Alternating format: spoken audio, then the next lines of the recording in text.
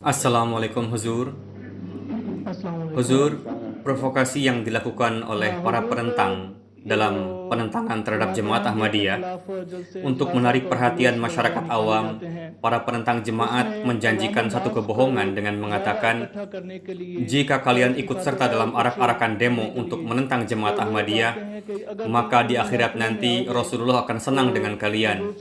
Nauzubillah, mereka pun mengatakan juga bahwa jika kalian mensyahidkan seorang Ahmadi, maka di akhirat nanti Rasulullah akan ridho dengan kalian. Mohon Huzur berikan penjelasan berkenaan dengan hal ini. Huzur bersabda, silahkan Anda tanyakan langsung kepada orang yang mengatakan seperti itu. Bagaimana dia bisa tahu bahwa Rasulullah akan bahagia melihat hal itu?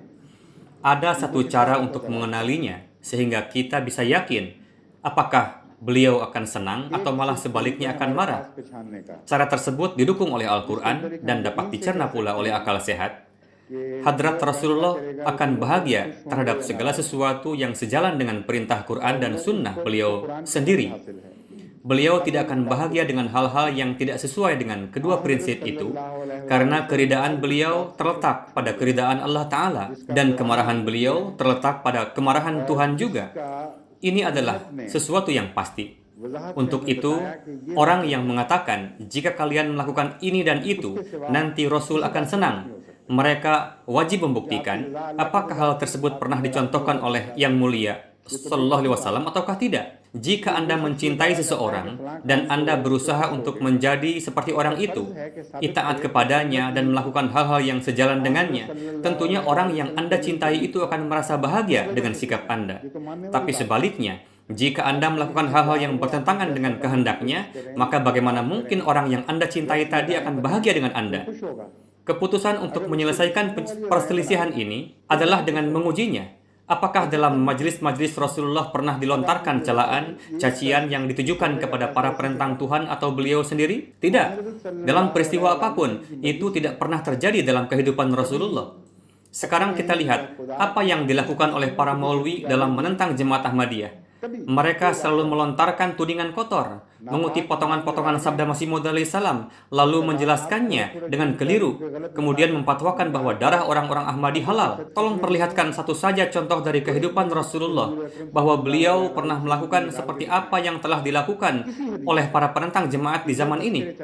Para penentang jemaat mengatakan bahwa orang-orang Ahmadi adalah manusia jahat, terkutuk, anak haram, dan lain-lain. Bunuh saja mereka, yakni orang Ahmadi. Nauzubillah. Pada prinsipnya adalah sebelum pihak penyerang datang sendiri untuk membunuh kita, maka sampai saat itu kita tidak diizinkan untuk membunuhnya. Yang terjadi pada zaman Rasulullah adalah saat itu beliau telah mendapatkan izin dari Allah Ta'ala untuk membunuh si penyerang. Begitu juga para sahabat, karena si penyerang tadi datang dengan niat untuk membunuh setelah membuntuti Rasulullah sampai di Madinah. Allah berfirman kepada Rasulullah, sekarang engkau telah diizinkan untuk membunuhnya. Bunuhlah orang itu. Rasulullah memerintahkan para sahabat untuk membunuh orang tersebut sesuai dengan kehendak, izin, dan takdir Allah Ta'ala. Lalu dibunuhlah. Tapi banyak juga dari antara penyerang itu yang tertangkap hidup. Lalu Rasulullah berbuat ihsan kepada mereka dengan memerintahkan para sahabat untuk membebaskannya. Sehingga orang-orang pun keheranan melihat perlakuan ihsan beliau tersebut. Pada satu kesempatan, karena tidak ada tempat lain, para tawanan perang Badar diikat di tiang-tiang Masjid Nabawi. Di antara para tawanan itu, salah satunya adalah paman beliau SAW sendiri, Hadrat Abbas, yang saat itu belum masuk Islam. Dari peristiwa tersebut bisa kita ambil kesimpulan bahwa dengan keberadaan orang-orang musyrik di Masjid Nabawi saat itu, tidak lantas masjid tersebut menjadi tidak suci. Tapi bagaimana dengan para maulwi saat ini? Jika orang Ahmadi masuk ke dalam masjid mereka, lantas mereka menganggap masjidnya menjadi tidak suci dengan adanya orang Ahmadi.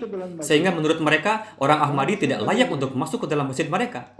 Padahal Masjid Nabawi adalah masjid yang paling tinggi derajatnya.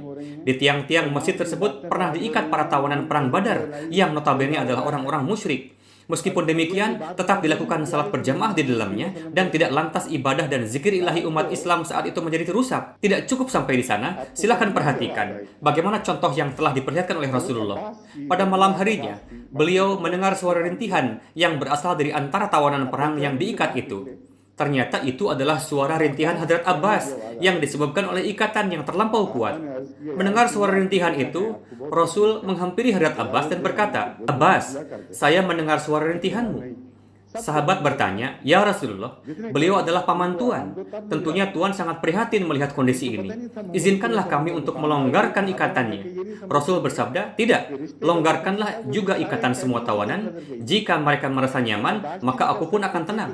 Meskipun beliau adalah seorang sahabat Rasulullah, tapi tidak faham bahwa Rasulullah tidak hanya prihatin akan ikatan saudara beliau sendiri, melainkan prihatin akan ikatan tali yang terikat pada semua tawanan. Rasul tidak bisa tenang jika ada seorang tawanan pun yang kesakitan. Kita lihat bagaimana beliau mengajarkan cara memperlakukan tawanan kepada para sahabat.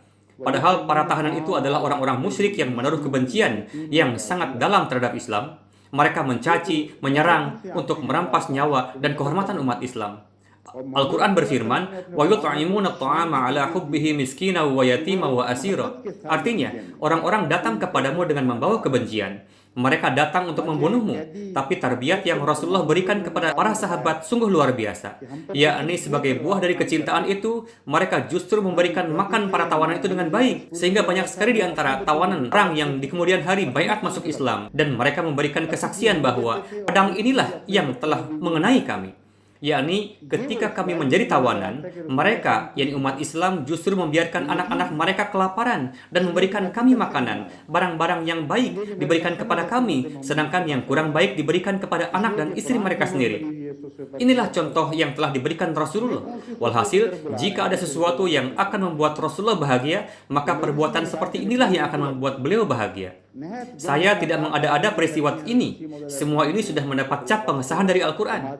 Sekarang, contoh yang mana yang dimaksud oleh para penentang jemaat ini, yang dengannya akan membuat Rasulullah bahagia. Mereka, para penentang, memenuhi majlis-majlis mereka dengan cacian, hinaan yang dilontarkan kepada Hadrat Masih Maud alaihissalam, khulafa beliau, dan orang-orang suci dalam jemaat ini.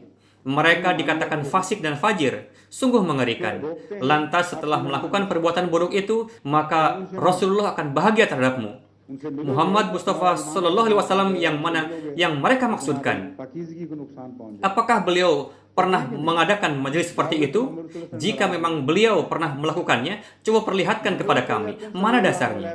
Kalau mereka bisa memperlihatkannya, maka saya akan percaya bahwa Rasul akan senang melihat perlakuan buruk itu. Nauzubillah. Para penentang pun menghalang-halangi tuan-tuan untuk datang kemari menemui orang-orang Ahmadi dengan mengatakan, "Jangan menemui orang-orang Ahmadi. Jika kalian menemuinya, maka iman kalian berada dalam keadaan bahaya dan kesucian kalian akan hilang." Sekarang kita lihat bagaimana contoh yang diberikan oleh Rasulullah dalam hal ini. Justru Rasulullah malah pergi ke rumah-rumah para penentang yang pernah berusaha untuk menghinakan beliau, melempari beliau dengan batu. Meskipun demikian, beliau tetap menabligi mereka. Beliau tidak pernah melarang para pengikutnya untuk berkunjung ke kampung-kampung yang penduduknya menentang beliau. Ketika sebagian kampung-kampung yang lain menutup pintunya untuk menolak kedatangan beliau, lantas beliau pergi ke Taif untuk bertabligh. Beliau berpikir, mungkin di kampung ini masih ada hamba Tuhan yang berfitrat bersih yang bisa menerima Islam.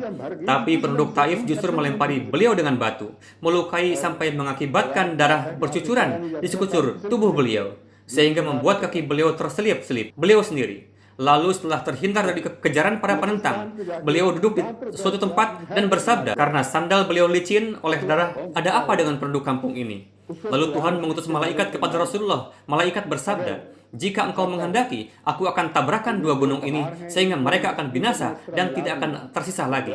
Tapi Rasulullah malah menolak tawaran malaikat itu dan mendoakan penduduk kampung itu supaya mereka mendapatkan petunjuk dan kasih sayang Tuhan. Inilah contoh yang diberikan oleh Rasulullah.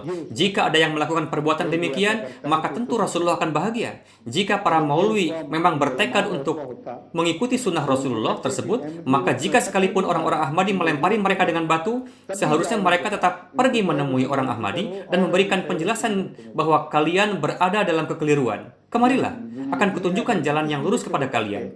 Jika para maulwi ini melakukannya dengan niat seperti itu, maka pasti Rasulullah akan senang melihatnya. Karena perbuatan seperti itu sesuai dengan sunnah beliau. Jadikanlah contoh peristiwa Taif tadi sebagai pegangan. Tapi jika sebaliknya kalian mengatakan lempari orang Ahmadi dengan batu, lantas kalian beranggapan bahwa Rasulullah akan senang dengan perbuatan itu, bagaimana mungkin? Rasulullah adalah matahari. Quran menyebut beliau sebagai sirajam munir. Untuk itu, bagi orang-orang yang berada dalam kegelapan, peganglah suri tauladan beliau dan ajarkanlah orang lain sesuai dengan ajaran beliau. Maka kalian akan bisa dikatakan telah membahagiakan Rasulullah. Masalah ini sebetulnya simpel saja, tapi mereka tidak memahaminya.